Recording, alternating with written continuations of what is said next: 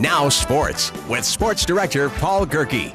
13 years ago, Boise State introduced an untested concept called Beauty and the Beast, pitting its wrestling and gymnastics teams in the same place at the same time. Tonight, over 2,800 fans packed Taco Bell Arena for the event. Since its inception, the two Bronco squads have gone a combined 25-4 at Beauty and the Beast.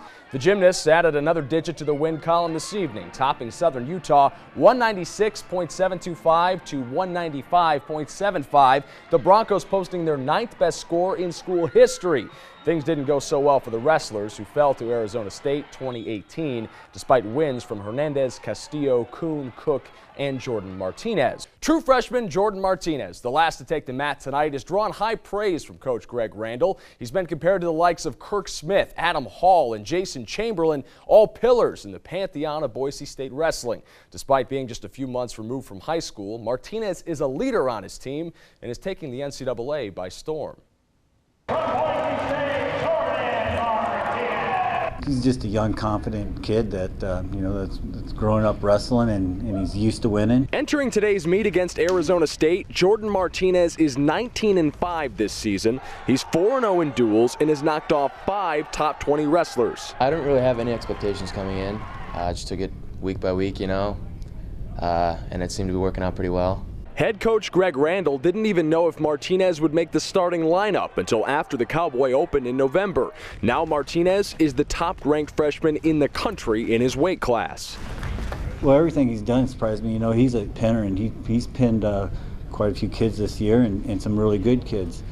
And, that kind of surprised me, but, it's just the way he goes about his work and his maturity, being a true freshman. Rankings are always something cool to look at, but they're completely opinionated, you see upsets all the time, a lesser ranked guy beating a higher ranked wrestler, so I try not to really pay attention to him too much, because really all that matters is who's on the podium at the end of the year. The all-time greats at Boise State not only spent plenty of time on the podium, but also built the program into a national competitor. And now that torch has been passed to Martinez. He's right there with them, and it's how he progresses towards the end of the season is what's going to make the difference between Gio and those other guys.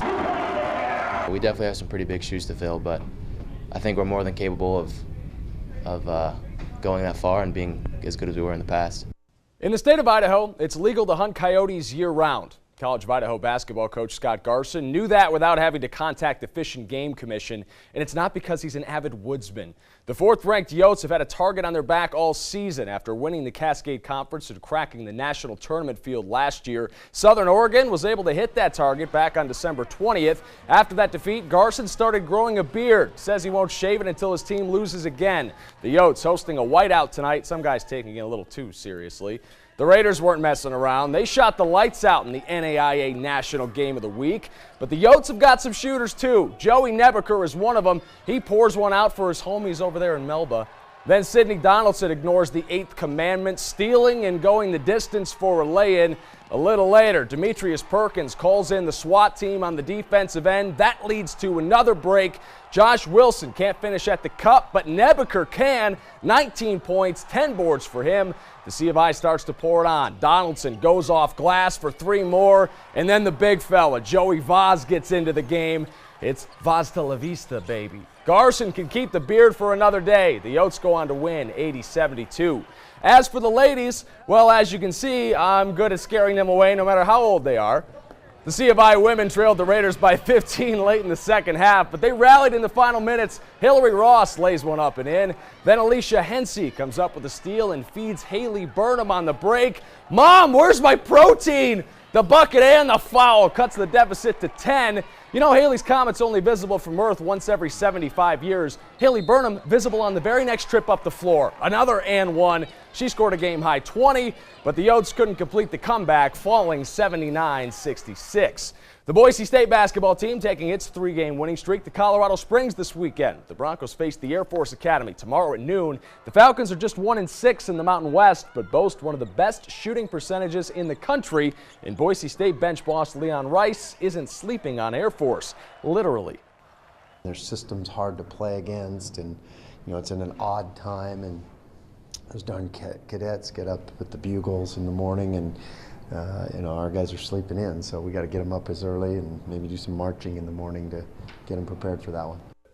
The Boise State men's tennis team fell 4-0 to Texas Tech on the opening day of the ITA kickoff weekend in Los Angeles. The Broncos are now 1-1. They play again Saturday night. The Stampede are in Bakersfield this evening. At last check, the Jam lead 85-78. Jarrell Buneman leads the way with 17 points. Joe Wright has chipped in 16. And the Steelheads are up late in Alaska this evening. At last check, Jefferson Dahl had lit the lamp for the Steelies. They lead the Aces 1-0 with some time remaining still in the first. At the Bronco game, did you see the guy with the tie-dye? Yes. That wasn't me. No, but you are known to rock the tie-dye over at Wahoo's on your day off. What's your high skee ball score? I don't know. Here's a live look at Boise from the Ford Dealers Tower Cam. Thanks. Scott's going to have the final check on the weather as we head into the weekend coming up next.